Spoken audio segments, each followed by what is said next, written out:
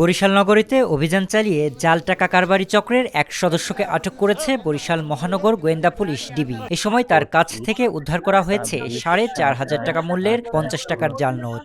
১৪, ১৫, ১৬, ১৭। সোমবার রাত ১০টার দিকে বরিশাল সিটি কর্পোরেশন অধীনস্থ ২৮ নম্বর ওয়ার্ডের লোহারপোল এলাকায় ডিবি পুলিশ এই অভিযান পরিচালনা করে। তবে অভিযান টের পেয়ে চক্রের অপর এক সক্রিয় সদস্য পালিয়ে গেছে। আটক যুবকের নাম সাব্বির, তাকে জিজ্ঞাসাবাদের জন্য ডিবি কার্যালয়ে নেওয়া হয়েছে।